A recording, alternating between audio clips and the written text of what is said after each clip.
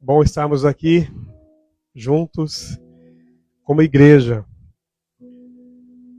Essa semana, o Espírito Santo estava me relembrando.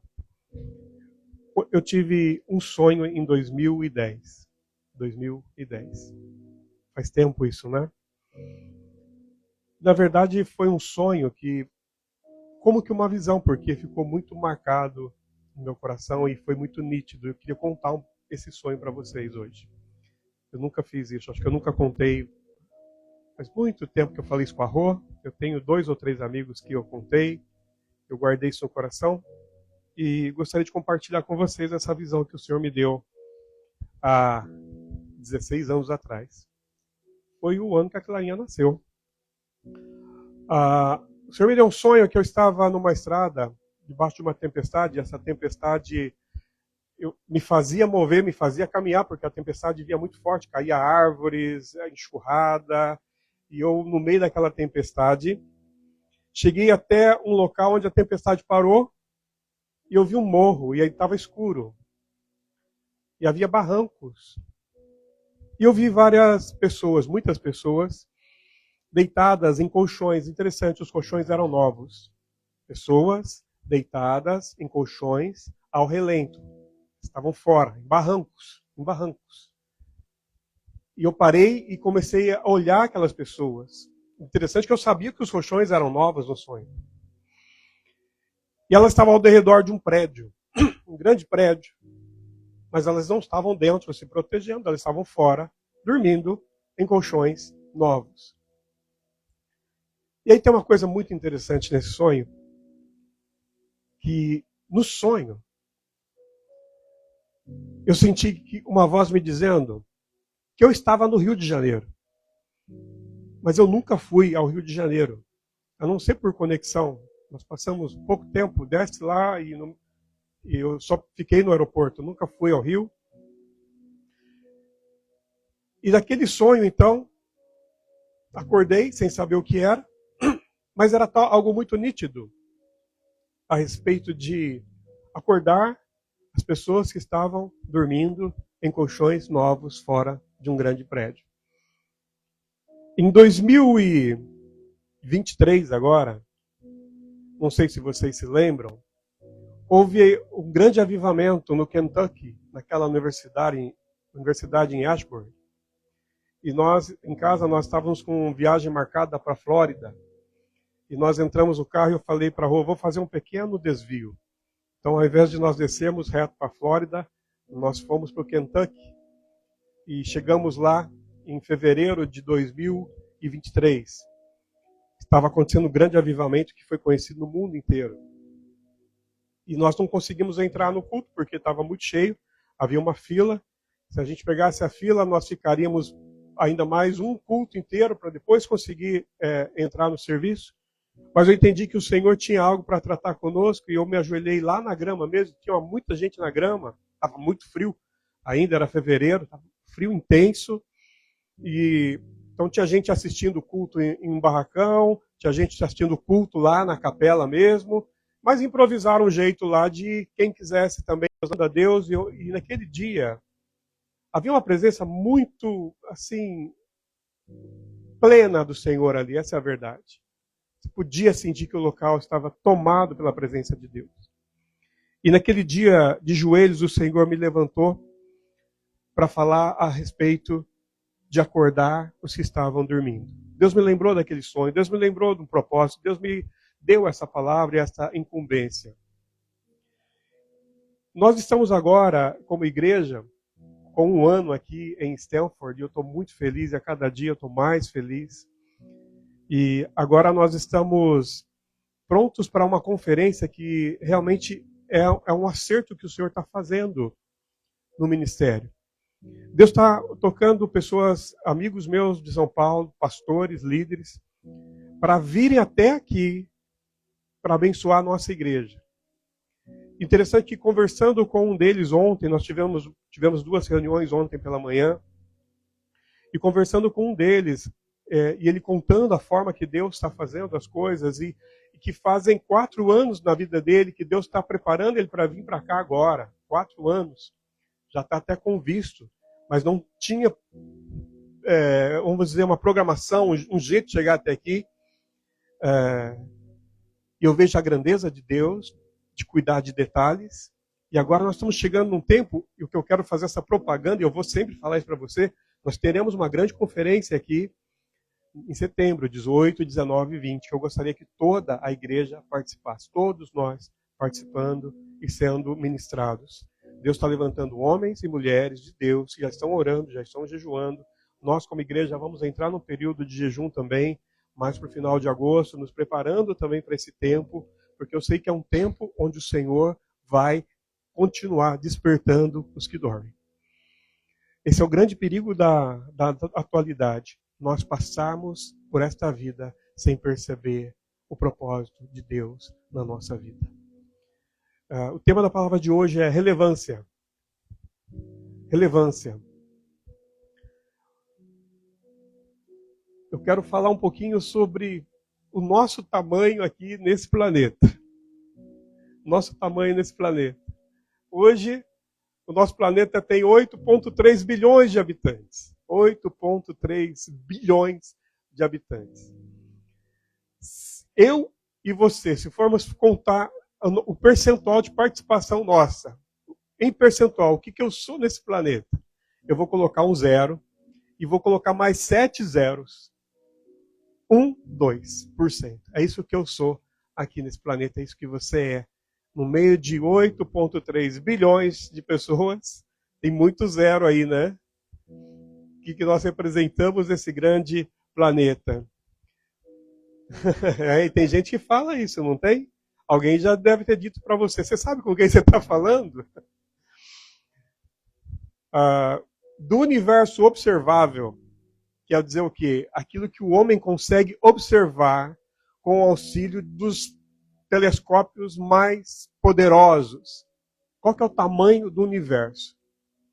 O tamanho do universo hoje, cientificamente falando, pode passar, Du, ele tem 46 bilhões de anos-luz de diâmetro. De diâmetro.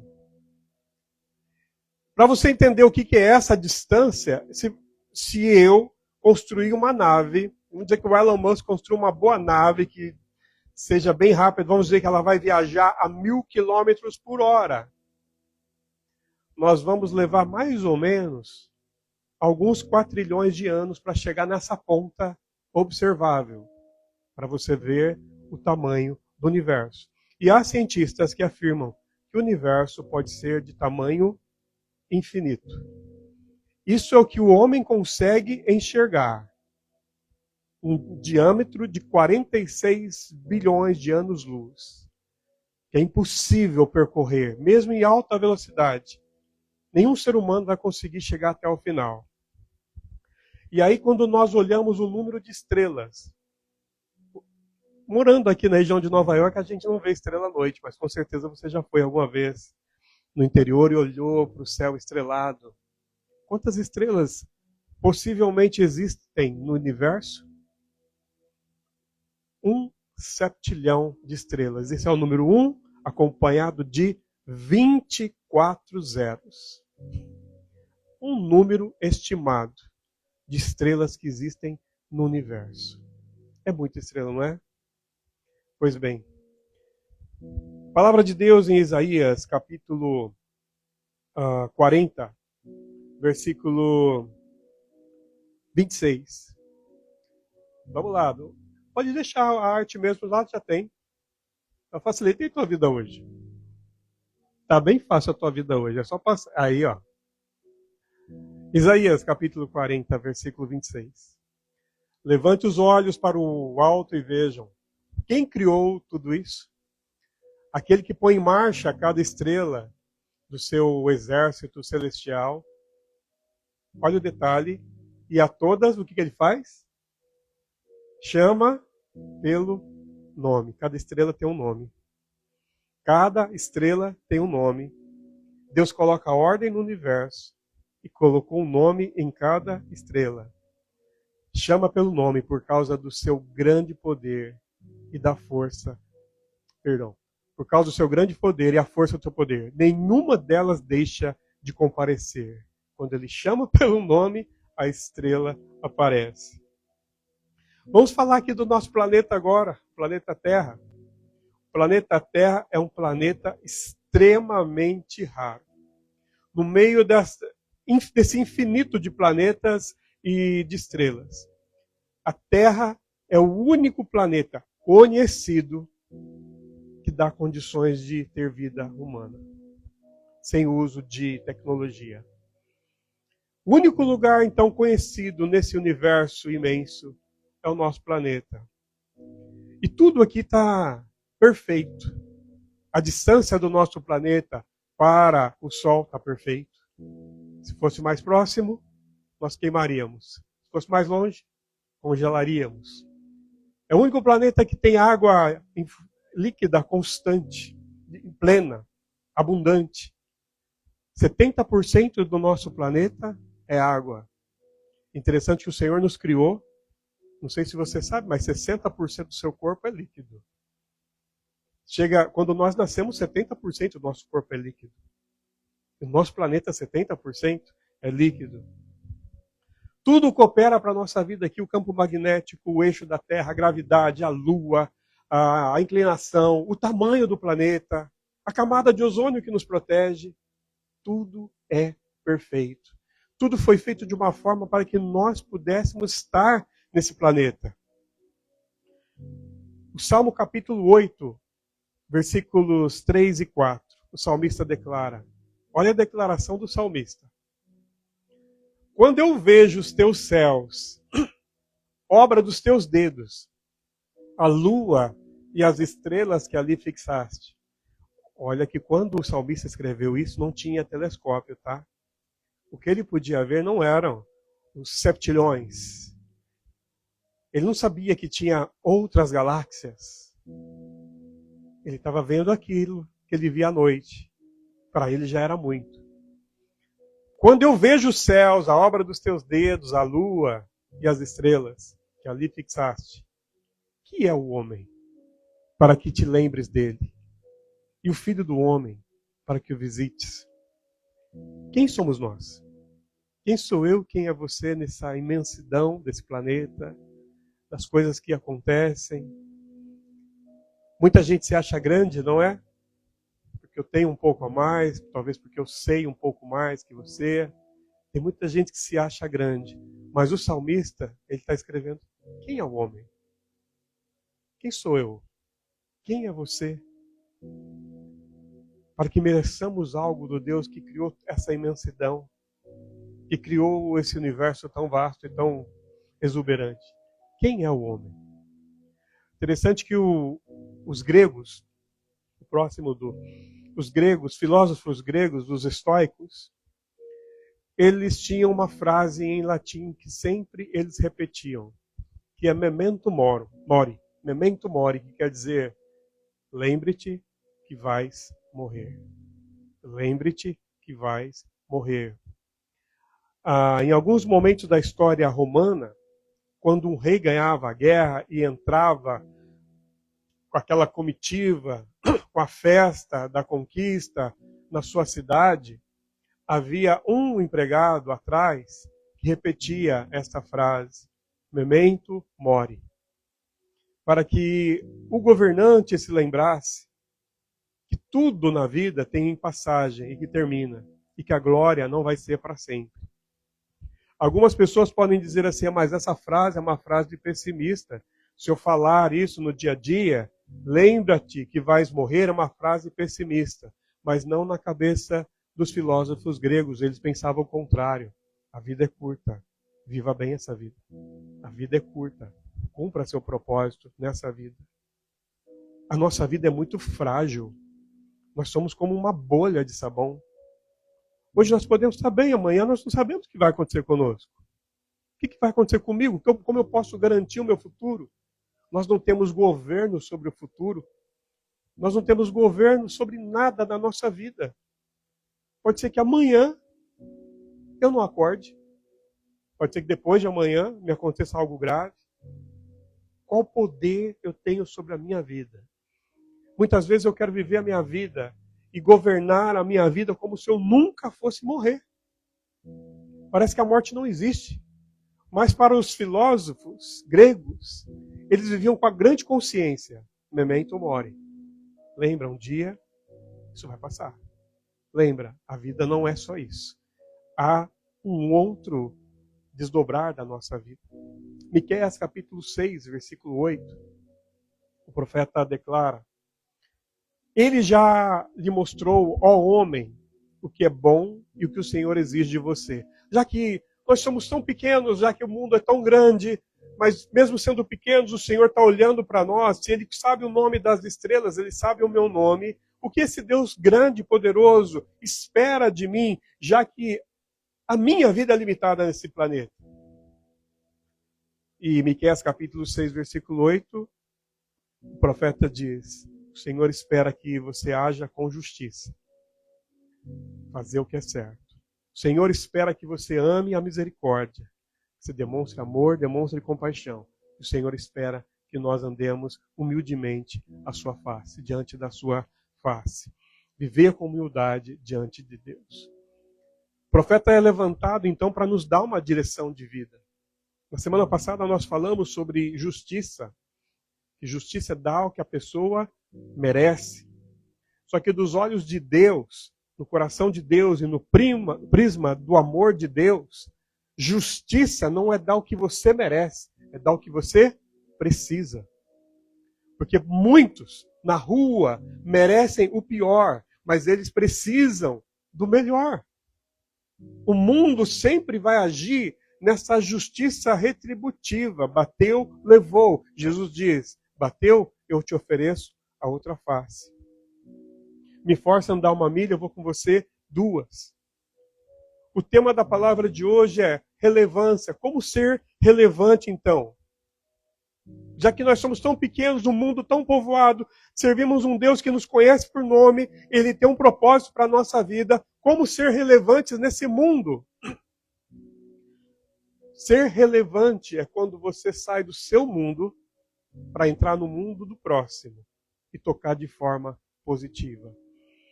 Claro que a sociedade hoje está cada dia mais centrada em si mesmo. Isso é histórico.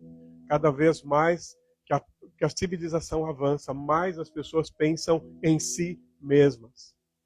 Porque há o pensamento da falta. Se eu distribuir, vai faltar. Eu preciso ter para mim, eu preciso ter a minha provisão. Eu preciso ter o meu tempo. Eu preciso ter a minha saúde mental. Né? A frase que a gente usa, né? Caiu aqui a chave aqui, né, do meu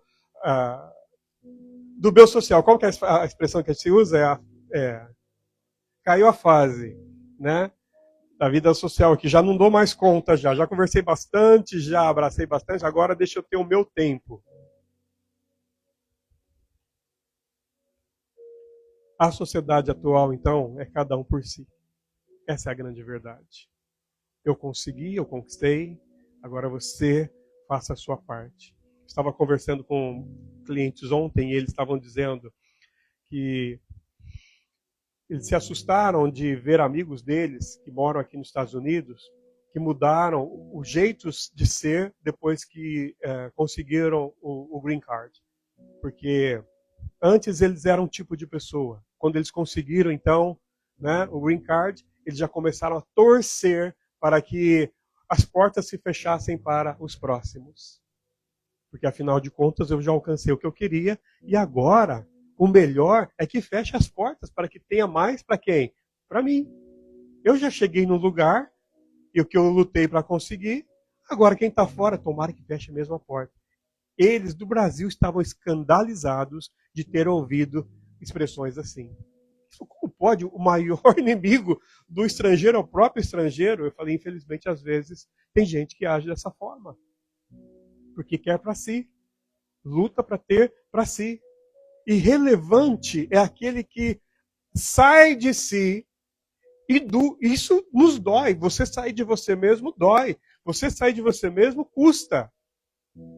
É uma ação que dói. Porque todo mundo gosta da sua zona de conforto, o seu jeitinho, as suas coisas. Ser relevante é quando você vence você mesmo para você tocar a vida de uma outra pessoa. Na Bíblia nós encontramos algumas pessoas que até então eram irrelevantes e se tornaram muito relevantes. Eu quero citar algumas delas aqui. A primeira está em 2 Reis, capítulo 5, versículos de 1 a 3, onde a palavra de Deus diz que havia um homem muito poderoso, que era Naamã, capitão da guarda. Ele era um guerreiro, um homem forte, poderoso, reconhecido, porém leproso.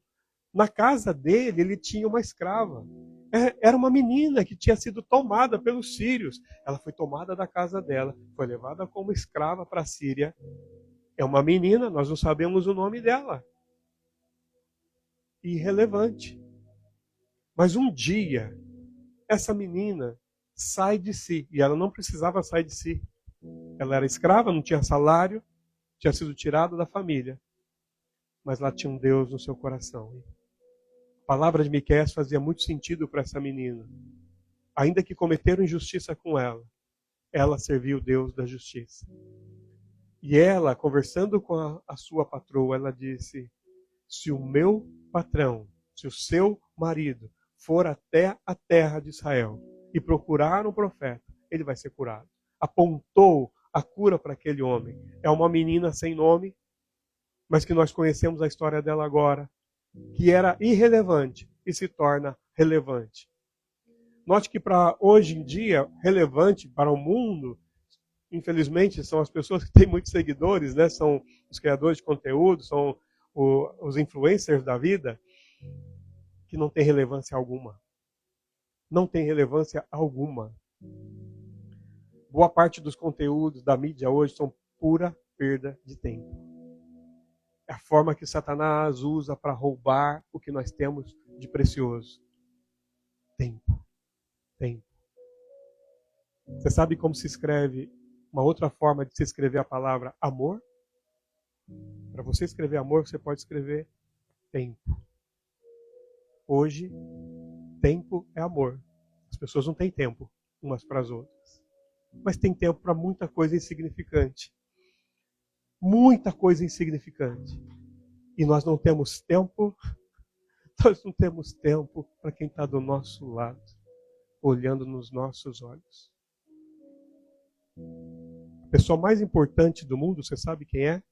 A pessoa mais importante do mundo é aquela que está à tua frente. Então não desperdice o seu tempo. Está com seu filho? Aproveita seu filho. Está com teu esposo? Aproveita teu esposo. Está com seu amigo? Aproveita seu amigo. Esses dias eu fiquei... eu ouvi uma expressão, fiquei até assim um pouco triste de ouvir aquela expressão, porque uma pessoa quis se referir a uma outra pessoa. Falou, aquela pessoa. Eu falei, quem? Aquela que quando está sentada na mesa só fica no celular. A pessoa se fechou em si mesmo. Não consegue olhar para o próximo. É uma fuga, o celular hoje é uma fuga, né? Você foge da situação, foge da conversa, foge da realidade. Você entra num outro mundo, é um outro universo. É um universo paralelo, que te faz rir, que te faz distrair, mas que na verdade está roubando o seu tempo e está roubando o seu propósito. Outra figura que nós encontramos na Bíblia que se tornou relevante está em João capítulo 6, versículo 9. O menino que entregou 5 pães e 2 peixinhos. Nós não sabemos o nome desse menino. Havia uma multidão, mais de 5.000 pessoas seguindo Jesus. Todo mundo estava com fome. Pelo jeito, ele era um dos únicos que tinha comida. Um lanchinho, talvez a mãe preparou para ele, talvez ele mesmo trabalhou e comprou a comidinha. Ele era precavido no mundo de gente desprecavida, porque todo mundo deveria ter uma coisa para comer, mas não tinha. E está todo mundo com fome. Os apóstolos, os discípulos de Jesus estão preocupados. Mestre, o que nós vamos fazer? Nós estamos longe da cidade. O povo está com fome. Se a gente falar para o povo ir embora agora, como é que vai? É longe, é uma longa caminhada. Tem criança, tem velho. E Jesus fala assim, não, vai e compra vocês mesmos e deem de comer. E os discípulos disseram, mas mesmo se nós tivéssemos muito dinheiro, nós não teríamos condição de alimentar essa multidão. São mais de 5.000 pessoas. E um dos discípulos diz uma loucura, eu encontrei um menininho aqui que tem comida, é o único. Mas o que são 5 pães e 2 peixinhos para essa multidão? Esse é o poder da renúncia. O menino abre a sacolinha dele, a lancheirinha dele, e coloca à disposição. Podia segurar para ele, não podia? Não podia correr para o cantinho, não podia ir lá para o arbusto, sentar e comer e dizer assim, eu me preparei. Os que não se prepararam, que passem fome. Que coração desse menino, que nós não sabemos o nome dele. Mas que lição que esse menino nos dá de relevância, de sair do seu mundo para tocar o mundo do próximo. Eu não sei se é muito, mas está aqui, Jesus. A igreja de Jesus precisa de meninos assim, e meninas também, que abram a lancheira para compartilhar. A igreja de Jesus precisa de mais gente que compartilhe do pão e feche a boca da fofoca para parar de falar mal dos outros.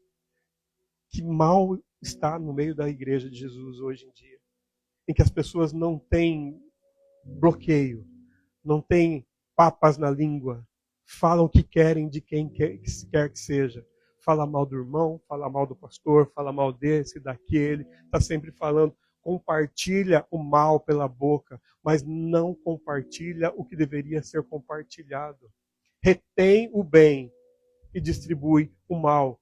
Esse menino faz o contrário.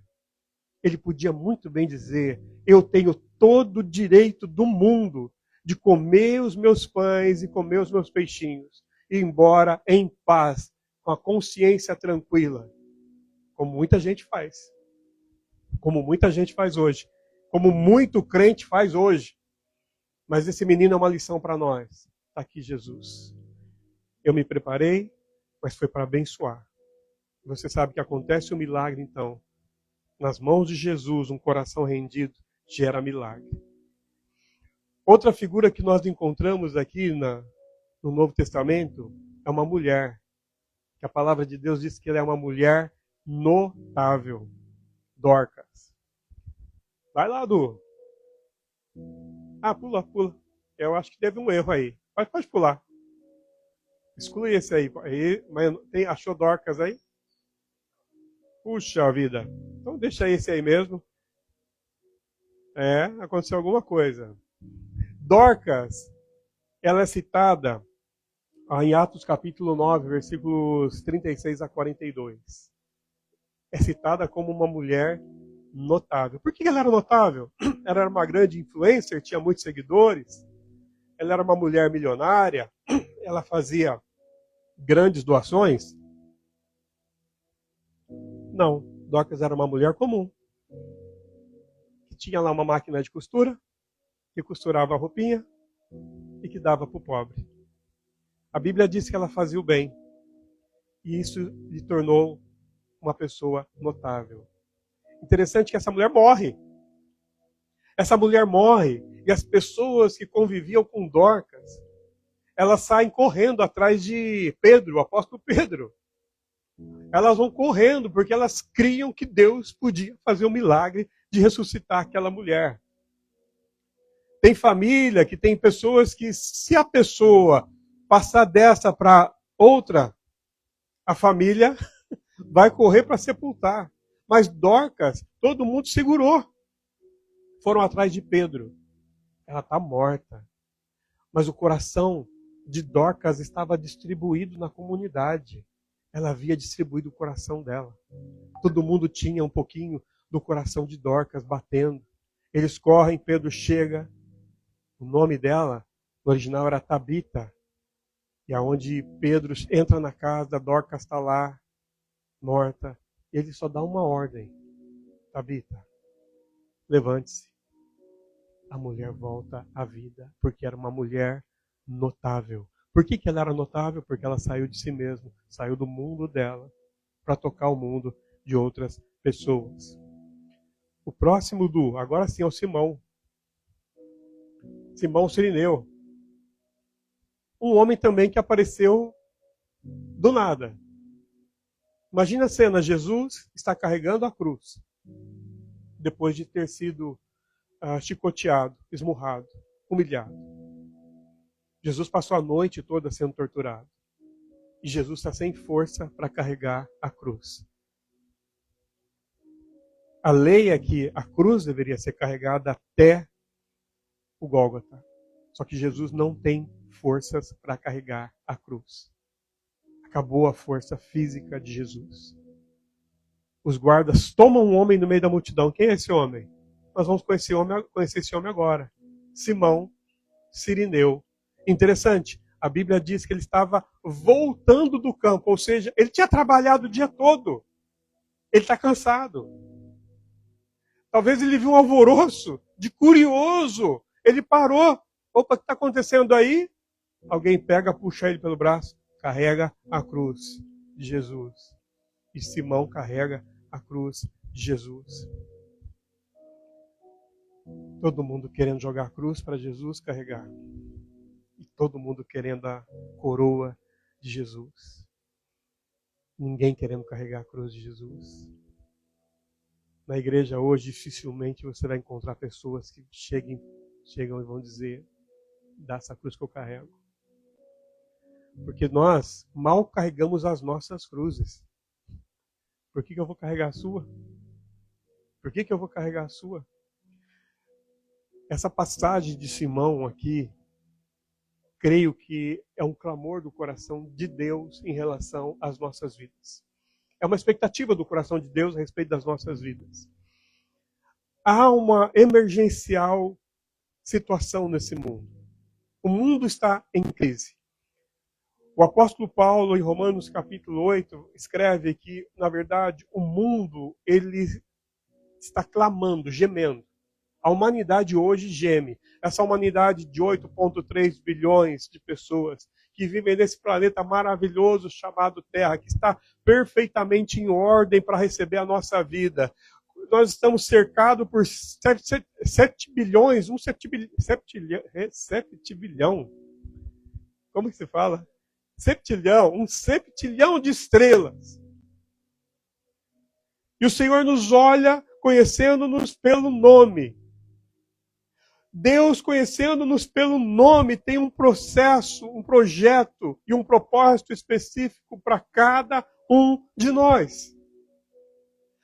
Quando nós chegamos à vida de Simão, que não tinha nada a ver, que estava cansado também, mas que foi colocado para carregar a cruz de Cristo, e ele tem que carregar, mostra para nós, queridos, que como igreja, nós temos que estar dispostos a carregar a cruz um dos outros, carregar os fardos uns dos outros.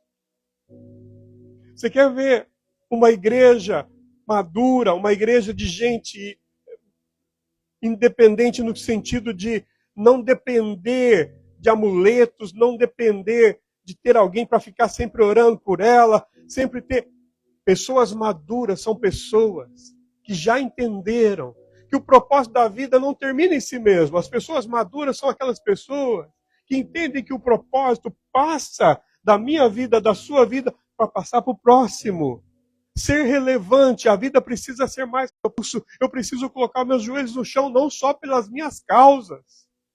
Eu preciso orar, eu preciso clamar por pessoas que às vezes nem estão próximas de mim, mas eu trago para dentro do meu coração. Imagine os milagres que vão acontecer quando nós, como igreja, dobrarmos os nossos joelhos, não pelas nossas próprias causas. De você começar a ter uma vida voltada mais para o próximo. Não estou dizendo para você esquecer de você mesmo, você precisa se cuidar. O princípio do amor é você cuidar de você.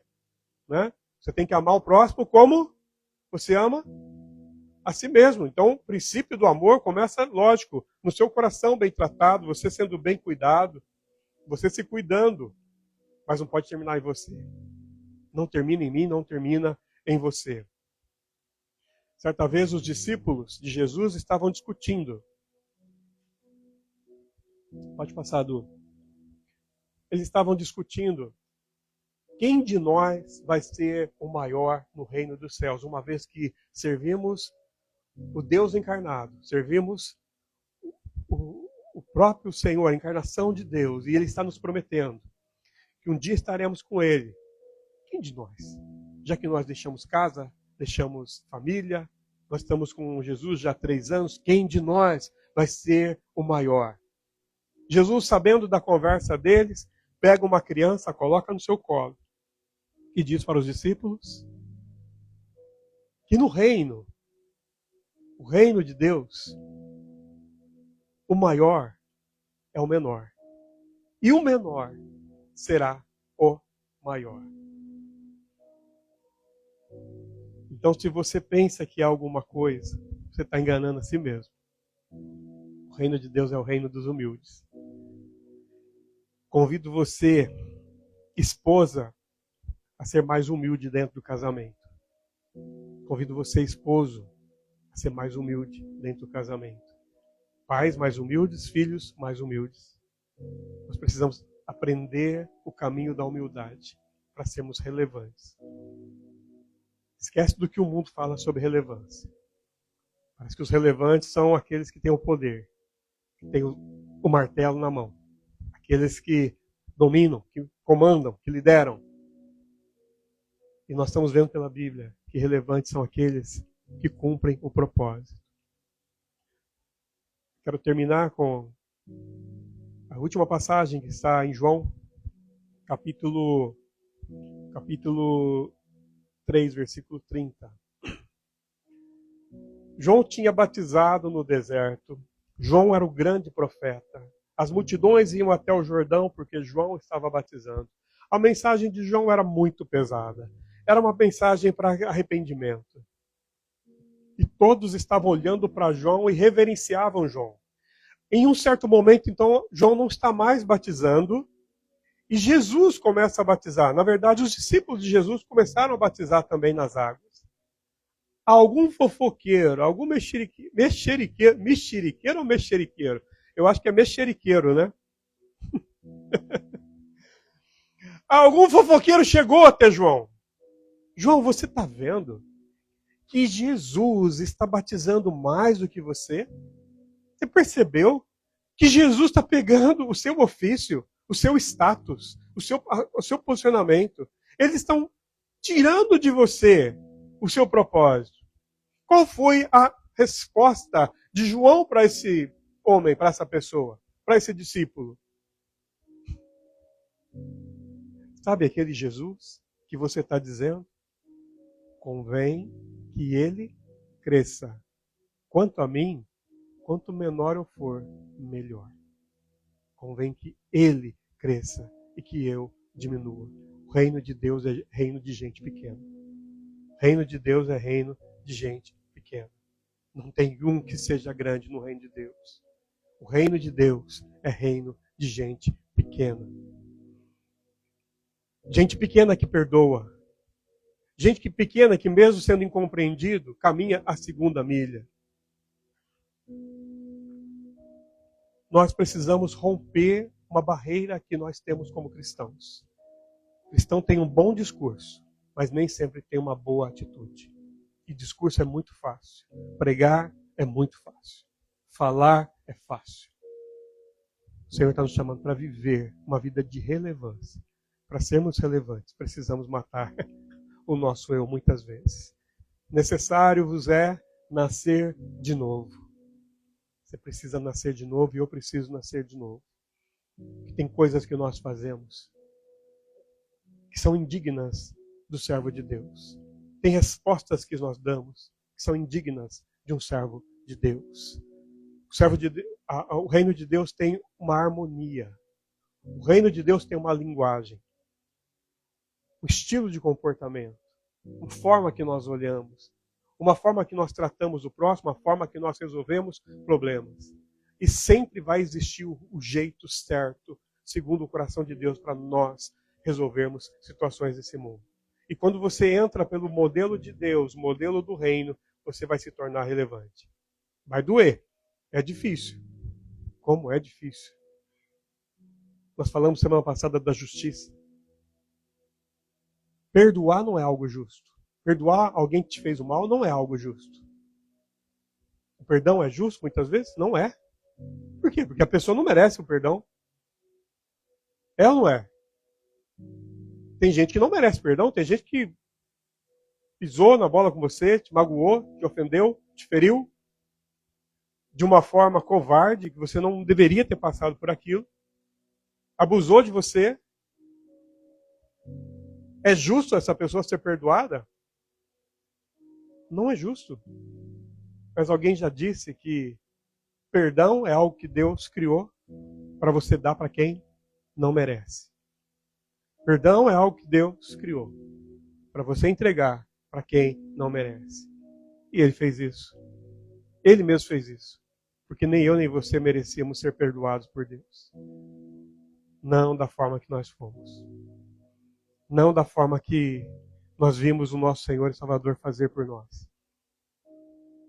O único santo, o único que não pecou, o único que não deveria ter ido para a cruz, o único homem nessa humanidade toda que não deveria sofrer.